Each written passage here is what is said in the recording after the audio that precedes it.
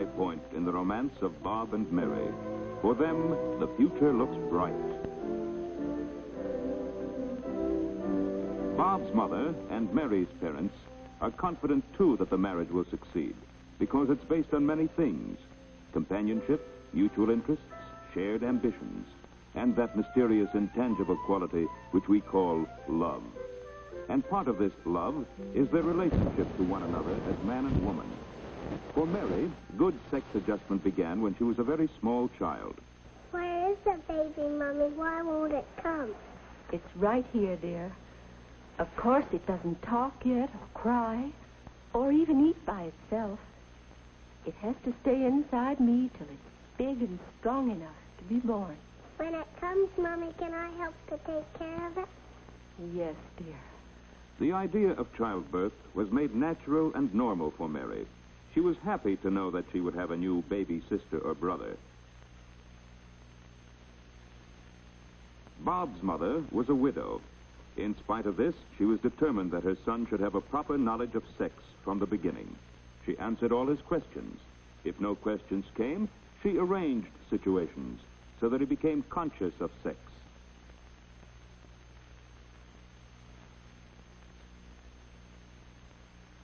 When he was little, Bob and his mother were always together, and they had a wonderful time.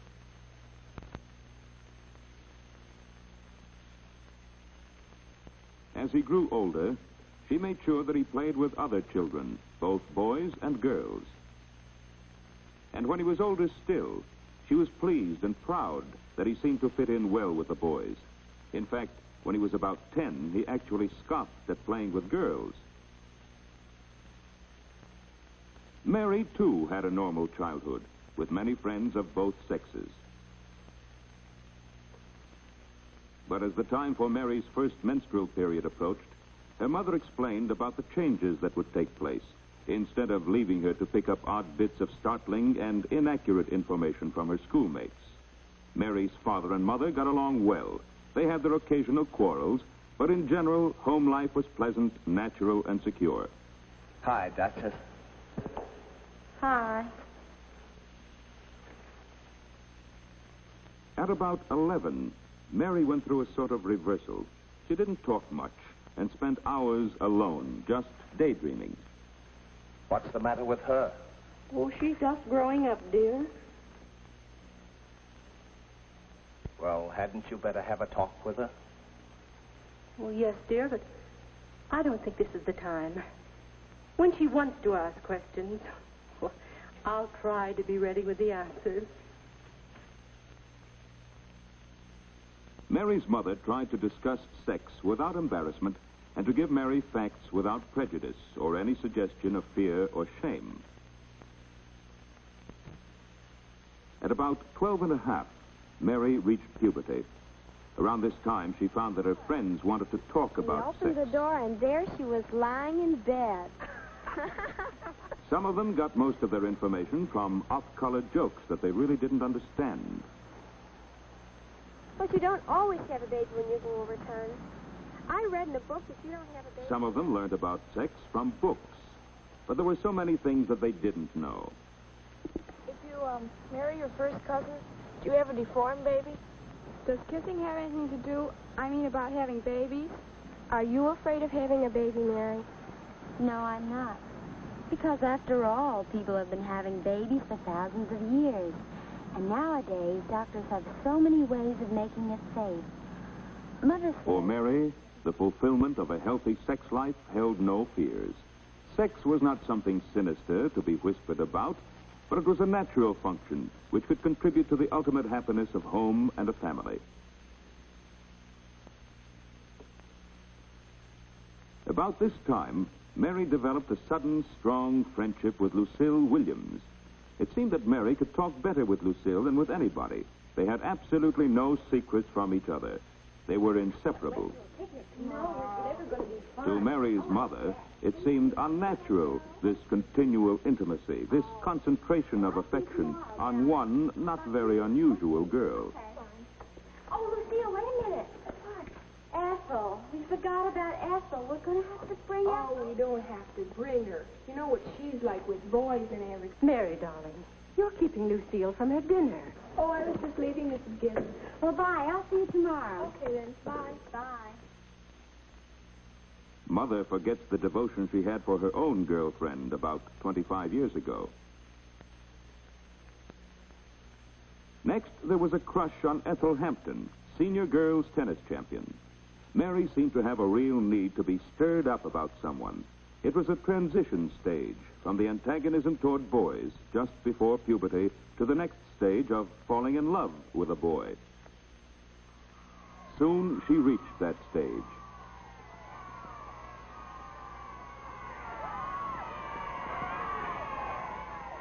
Her next crush was on the captain of the school football team.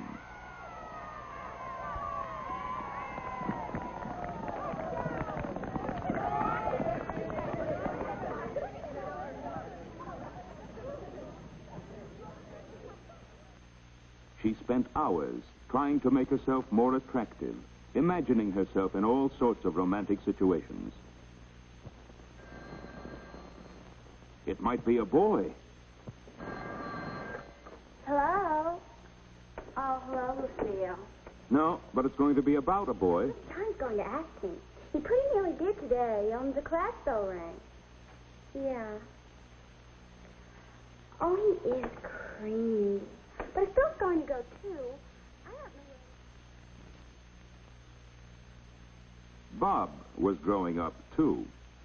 He knew about the reproductive organs and nocturnal emissions. He also knew about masturbation, but he'd read that the problem was more mental than physical.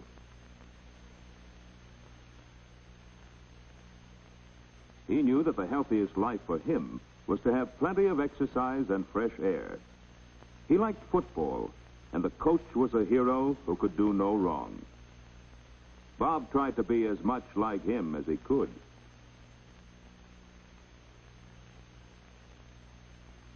His interests were mainly masculine, and his success at sports made him sure of himself. He could take girls in his stride, just as he did games. Until one day, when Bob was 16, it became apparent that his interest in girls was getting to be more than casual.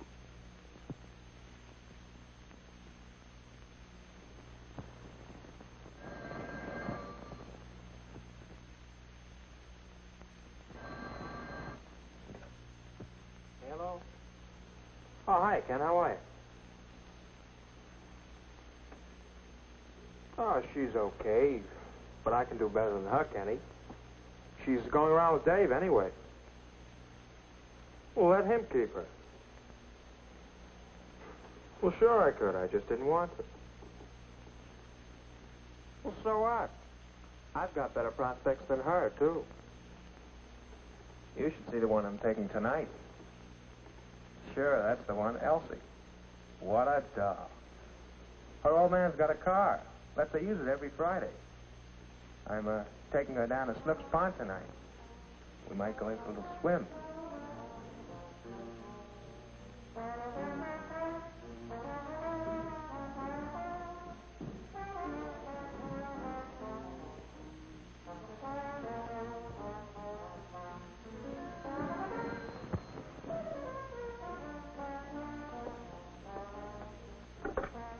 Hello? No, he isn't. Is this Betty? Oh, Jane. Well, no. I beg your pardon. Well, no, Hazel, he isn't in and... No, I don't know where he was going. He didn't say. Not to me, anyway. Girls, girls, girls, dates every night. She was worried. Perhaps his behavior was normal, but it was not to her liking. How could you get him more interested in his schoolwork? Mary and her gang were going through the hangout stage. They like to be in a crowd. When you're not sure how to act or what to say, you can hide your confusion in the general hubbub. A girl has to look as though she knew her way around, be more sophisticated than she really is. It was all new and exciting, and Mary was proud of her success. She wanted the others to see how popular she was. Hi, Mary. How about going to the dance with me Saturday night? Well, I'll think about it. Hey, wait a minute. What about me? You didn't ask me. Well, I was going to. But you didn't, though. Jim got there first. Okay, Jim. Good. See you around. A little popularity gives one self-confidence, which isn't a bad thing in moderation.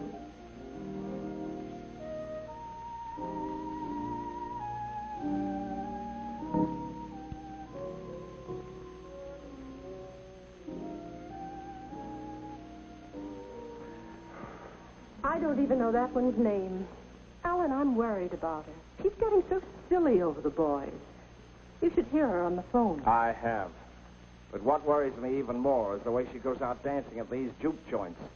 She's got nothing in her head but boys, boys, boys. She's only out Friday and Saturday night. But I'm afraid she might make a little fool of herself. And I can't keep saying don't all the time. There's no use saying don't to Mary. It makes her worse. Isn't there any positive approach to this business of sex education? She knows the physical facts, but that alone doesn't give her a healthy attitude to boys. I'll have to talk more to her about how to have fun with them without being silly. Well, I guess she'll just have to learn by experience how to look after herself. And Mary was learning by experience. She acquired a lot of social skills and graces.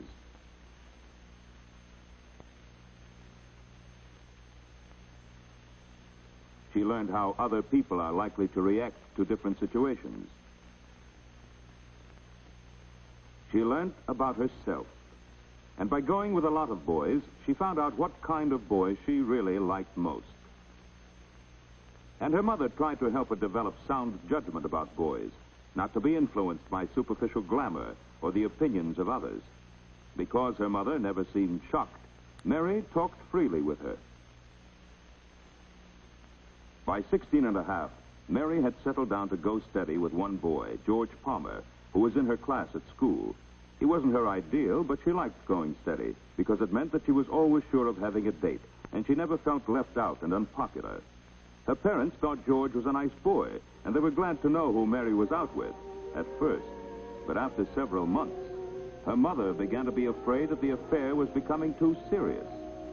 Actually, Mary and George were at the point of breaking up anyway.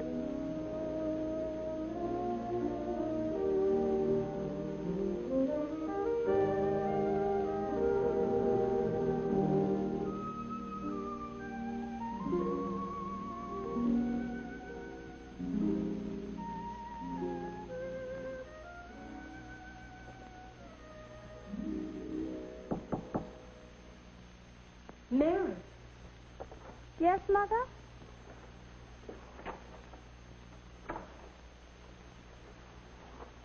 George again? Yes. You're seeing so much of him, Mary. But I've told you, he's just a date. Can I have dates if boys want to take me out? Boy, yes. But is it always going to be George? It could get to be that way, you know.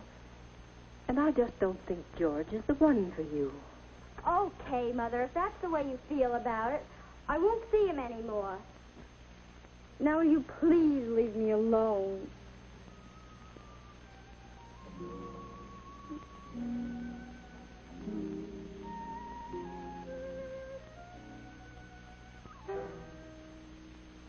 Bob's mother was having her troubles, too.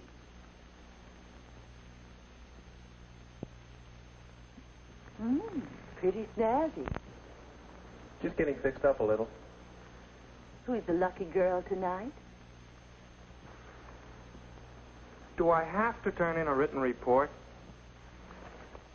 Bob, I don't mean to be nosy, but if it's Marion again, she just isn't the kind of girl I like to have you going out with. Look, Mom, it's me that's going out with her, isn't it? And I think she's okay.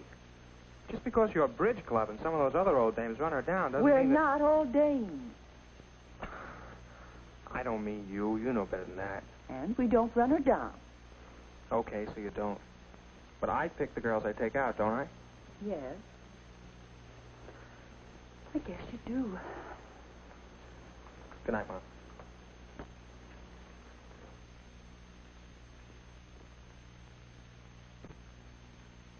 It seemed as though all the planning and guidance since he was a child had been a waste of time.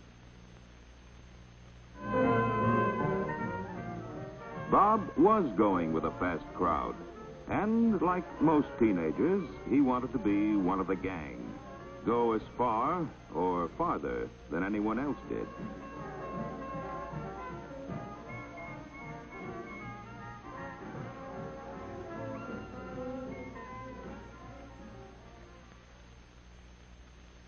His mother didn't know what to do. If she said anything, he just became more secretive and defended his friends against her old-fashioned morals, as he called them. She felt that somehow she had failed in his training. In the meantime, Mary had a new steady, Stanley Brooks. He had a good disposition, intelligence, reasonable good looks. He came closer to her ideal than George had. In fact, she thought this might be the real thing. Mary senses that her mother approves of Stan, and this encourages her to talk to her about him.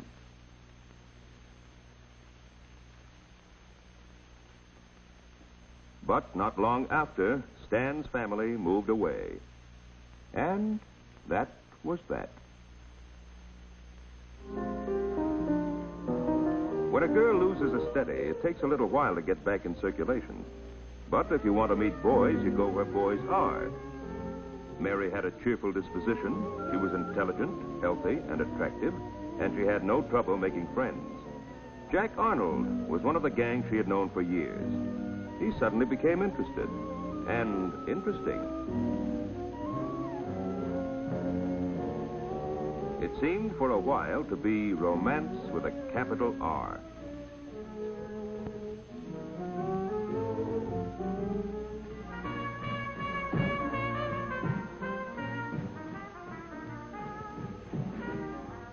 Jack, please don't do that. Don't act like an iceberg all your life. Look, we love each other, don't we? Yes, but after all... After all what? Take me home. Now Mary began to realize what her mother had meant all these years. Through her own experience, Mary was developing a sound ideal of what love should mean in her life. It was not what Jack offered. A change is coming over Bob, too. Come on, Jeannie. Time I was getting you home. Oh, why? It's early. Work, Jeannie, work. I've got exams coming up in the morning. What a party pooper. Bob had been to plenty of wild parties. It wasn't so excitingly new anymore, and life was full of other interesting things. He had a career to think of. He began to stay at home more. This engineering stuff really takes slugging. You're going to lose out with your girlfriend. Don't worry. I won't. He still enjoyed parties. He still took out girls, a different one every week. But his perspective had changed. The desperate rush to find out all about sex was over. In his case, too, early training was taking on new meaning through personal experience. Mary had broken off with Jack, and by chance she turned up at the same party as Bob.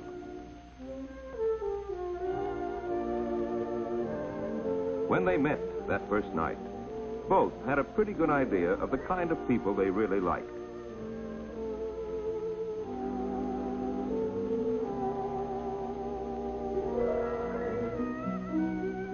It didn't seem much different from other dates at first, but after a few weeks, both knew that it was different. Petting was not just a form of entertainment or an experiment. There was real affection and mutual respect. More and more, they found in each other the things they were looking for. Being together heightened the enjoyment of everything they did. They tried to be together all the time.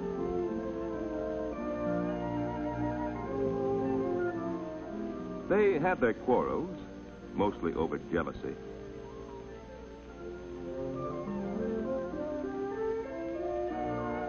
But each time they knew from the beginning they'd make up. They both had a good sense of humor. They both enjoyed doing the same things.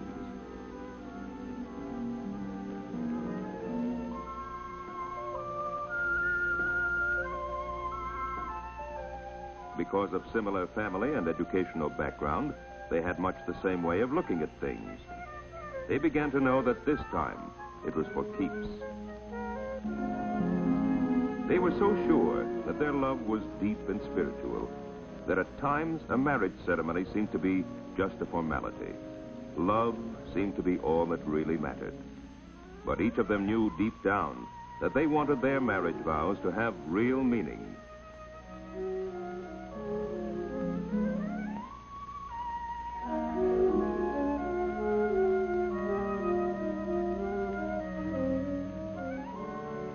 Bob and Mary had a healthy attitude toward one another as man and woman that was built up step by step since childhood. First, each of them learned the biological facts of sex as soon as they were able to understand them. Second, they learned about the other sex from their own experience. Thirdly, their parents tried to help them understand the real values of sex life. And finally, long after reaching physical maturity, they became emotionally independent of family apron strings. Now, they're on their own.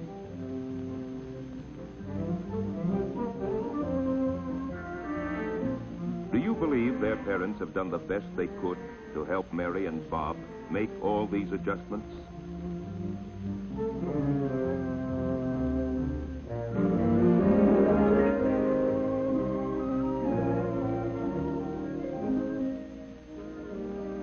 Are Mary and Bob typical of our teenagers? Have they a sound background for marriage? What do you think?